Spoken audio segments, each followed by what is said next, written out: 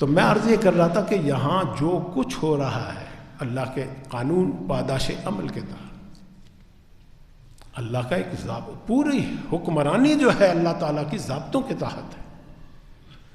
बहुत से इंसान समझते हैं कि अल्लाह की हुकूमत ऐसे ही अंधाधुंध चल रही है,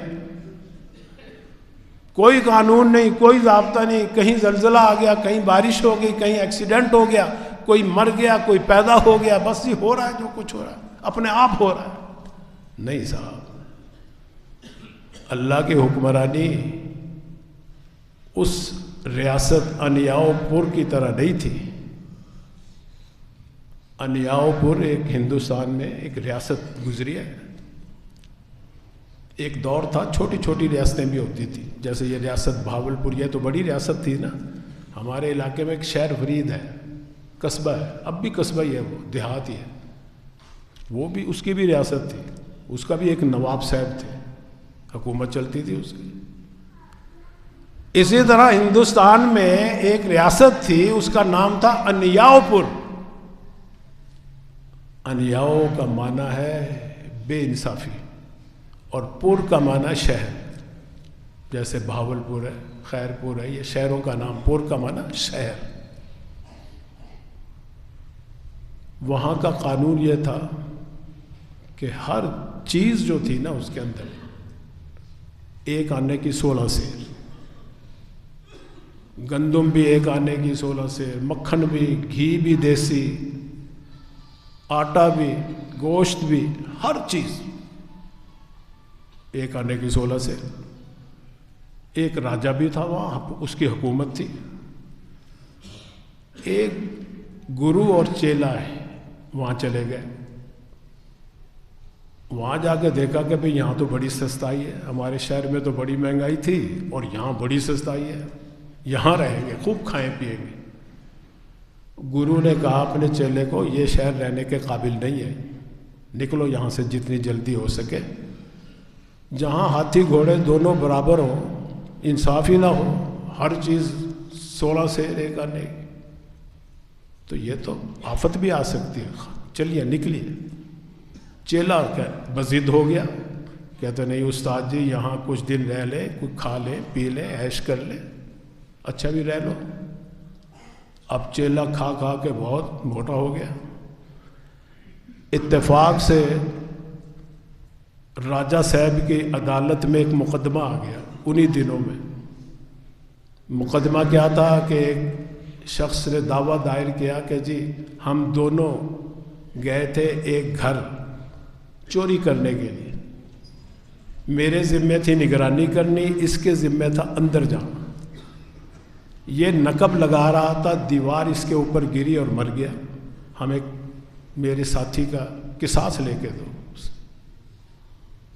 राजा साहब कहने लगे कैसे किसास लेके दे, कौन मुजरिम बनेगा? वो साथी कहने लगा जी वो दीवार कमज़ोर बनाई ना उस घर के मालिक ने, उसको पकड़ो फांसी पे लटकाओ। राजा साहब ने पुलिस वालों को भेजा और मालिक मकान को बुला लिया कि भाई तुमने दीवार जो थी वो कमज़ोर बनाई, जो गिर गई और इसका साथी मर गया, इसलिए आपको फांसी पे लटकाते। वो कहने लगा राजा साहब मेरा क्या कसूर, यह तो मिस्त्री का कसूर है, मेमार का कसूर है जिसने दीवार कमज़ोर बनाई। अच्छा भी मेमार को बुला लो। मेमार को कहा भी तेरा कसूर है, दीवार सही नहीं बनाई। उसने मजदूर पे डाल दी कि उसने मसाला सही नहीं बनाया था।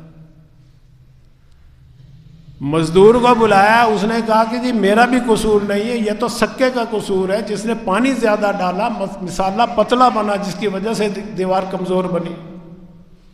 अच्छा सक्के को बुला लो।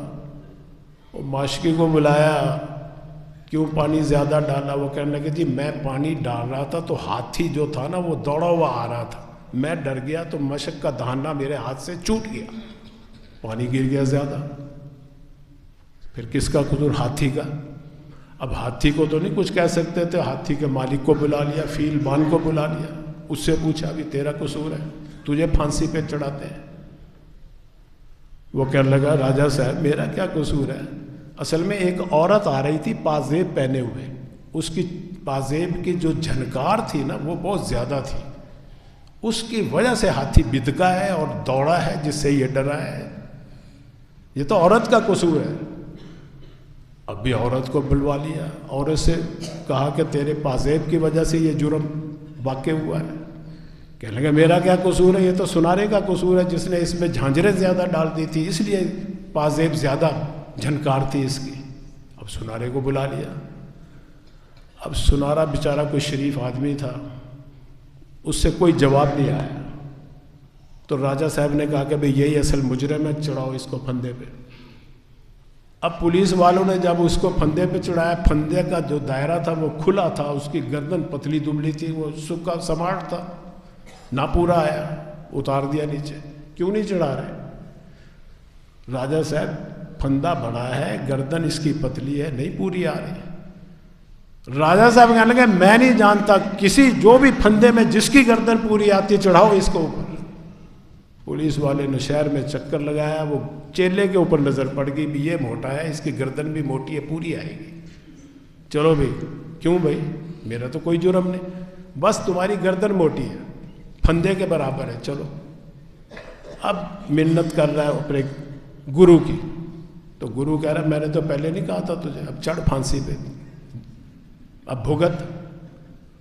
मैंने तो पहले दिन ही कह दिया था कि यहाँ घोड़े गधे दोनों बराबर है, कोई इंसाफ नहीं है, निकलो यहां से, मुसीबत आएगी ऐसे मुल्क में। आखिर उस्ताद होता है, तरस आ गया उसको, कहने का अच्छा ऐसा करो दोनों चलते हैं, मैं कहूँगा मुझे चढ़ाओ, मैं उस्ताद हूँ, मेरा हक ज़्यादा है, तुम कहना कि नहीं मेरा हक ज़्यादा है, हम आपस में लड़ेंगे, झगड़ेंगे, तकरार करेंगे, तुम कहना मेरा हक ज़्यादा, मैं कहूँगा मेरा हक ज़्यादा, बाकी देखी जाएगी, वहाँ मैं खुद जवाब दूँगा। ले गए, दोनों चले गए। अब वहाँ आपस में राजा साहब की अदालत में लड़ाई हो रही है, उस्ताद और शागिर्द, गुरु और चेले आपस में झगड़ रहे, वो कहता मुझे चढ़ाओ, वो कहता मुझे चढ़ाओ।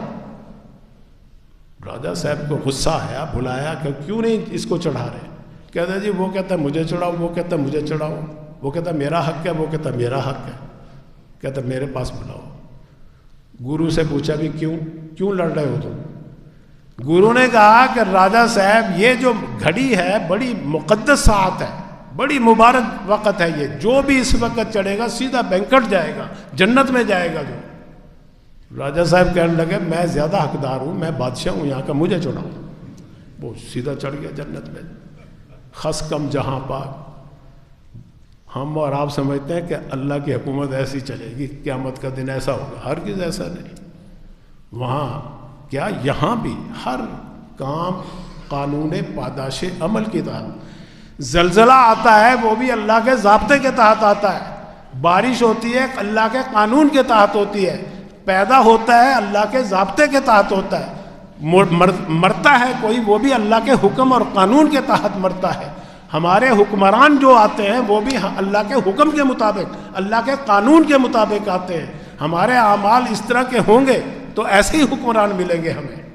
ये अल्लाह के ज़ाब्ते हैं, अमालुकुम उम्मालुकुम, जैसे तुम्हारे अमल वैसे तुम्हारे हाकिम।